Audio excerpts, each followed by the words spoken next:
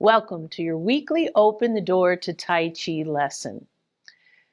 Today we're going to continue our series on Savor the Bite. We're taking little segments of the 24 form and taking a deep look at it, savoring that little bite. And today it is a very small bite, but that smallness is not to be considered as insignificantness. That's really not a word. But just because it's small, there's still a lot to think about. There's still a lot to savor in these movements. And the movements we're going to look at are play the guitar, moving into repulse the monkey. So thinking about when we come into that play the guitar, we're coming out of our last brush knee, and we step up, and we come into that play the guitar. Very simple movement. In fact, it's so simple that in the Open the Door system of teaching movements, we don't even really take a lot of time during our beginner classes on play the guitar. But think about being suspended from the crown of your head, keeping your shoulders in harmony with your hips. If you come out of that brush knee, now you also have to think about your substantial and insubstantial. Bring all that weight onto that left. Now you have to transfer that weight into the right so that the left can be empty. You want this left empty because it's leading into your next movement, your repulse the monkey. Right? If you think about this movement here just as a preparation to coming into your repulse the monkey, you can look at it that way, but it is a move in and of itself of controlling your opponent. Remember, we have to have a sense of an opponent, and that's going to come in very largely with repulse the monkey. So again, coming in from your your third brush knee, thinking about your substantial and insubstantial, and then having that sense of an opponent coming into your play the guitar. Now, as you come into that repulse the monkey, I want you to open up by letting the dantian lead. Remember, our dantian is our leader. It's going to lead us into that rotation for repulse the monkey. Now, I want to table that for a second because I want you to just look at the move repulse the monkey.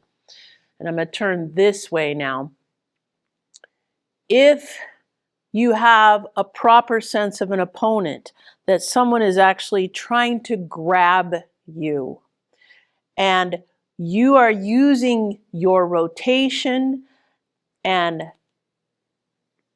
moving away from your opponent, getting them, breaking that grip.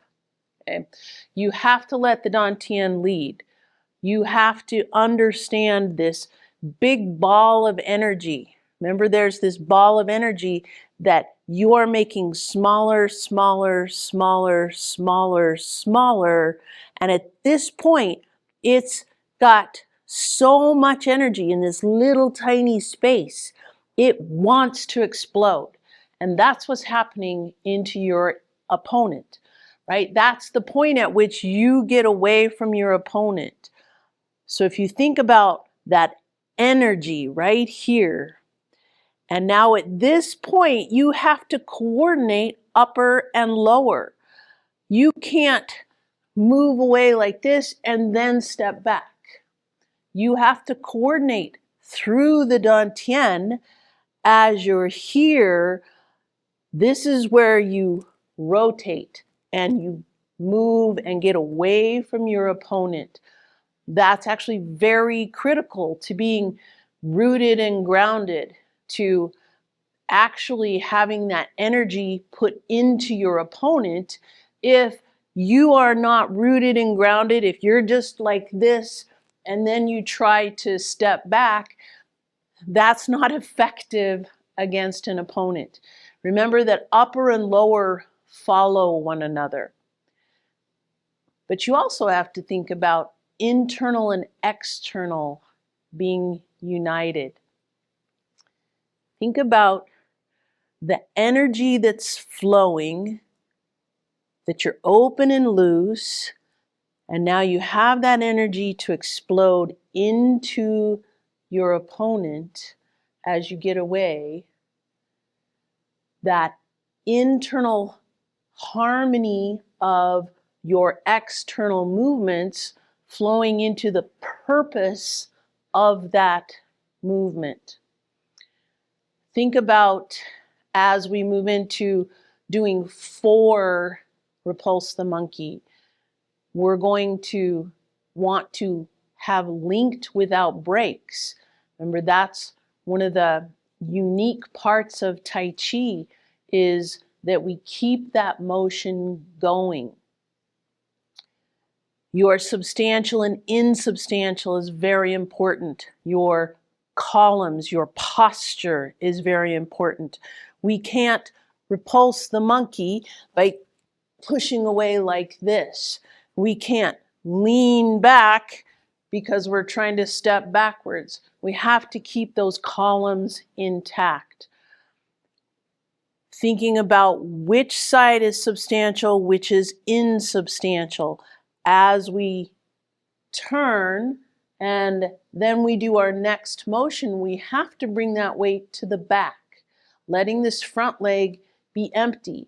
It's actually, it gives us options as we're doing our repulse the monkey. If we know that this leg is empty, we know that we can actually kick our opponent. We could actually step forward into our opponent. We don't have to step back. Because we're doing repulse the monkey in the form, we are stepping back. But remember that that substantial, insubstantial actually gives you options. Insubstantial does not mean insignificant. So think about that as you do this repulse the monkey. And finally, I want you to think about it as we savor this bite. Think about slow. Really slowing yourself down and feeling that substantial and insubstantial change. Feeling the energy flow. Being open and loose. Being rooted and grounded. Thinking about your opponent. This is not just 4 movements in a row where you just get to step backwards. With that sense of an opponent, I do see beginner students a lot of times they start thinking about that, bringing that hand over, but then they let this bottom hand just drop down. Okay, this is my left hand now, my right hand coming up and over. Then they just let that back hand or that left hand drop, and then as the left hand comes over, they just let the right hand drop. That shows me that they don't understand, they don't have a sense of an opponent. We have to truly think about, what am I doing as I step back? If I just drop this hand, before I have exploded into my opponent, we don't understand what's happening. You have to think about using that rotation and pushing your opponent away from you. As I've said several times, don't think of the choreography, don't think of the form as a Hollywood fight choreography, because clearly you would not get away from your opponent and then just offer the other hand. Don't think of it that way. It's not, like I said, a choreographed fight that would be in a movie. But you do have to maintain that sense of an opponent. So let's do that little segment, that little bite. First coming into, or excuse me, using our brush knee. This is our third brush knee. Think about that substantial and insubstantial change. All the weight has to come into your right leg at this point, because now you're going to use that rotation to come into your first repulse the monkey. Using that rotation, using your substantial and insubstantial change, thinking about the power going into that opponent. You're rooted and grounded.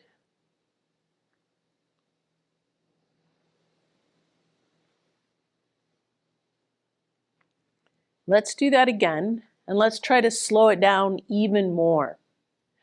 Taking a nice deep breath in, brush knee. Coming up. Play the guitar. Feel that rooted and grounded. Feel that movement from the dantian. Keeping shoulders and elbows down. Linked without breaks. Remember that substantial and insubstantial change is part of that linked without breaks.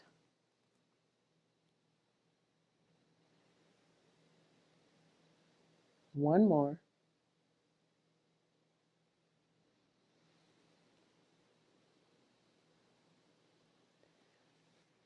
So 2 moves that you can actually practice 10-15 minutes just doing play the guitar and repulse the monkey.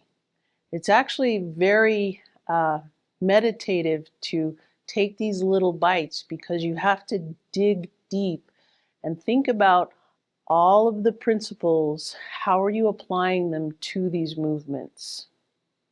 So next week, we're going to go on to the ward-off sequence. But this week, I want you to just practice your play the guitar and repulse the monkey. I'll see you then.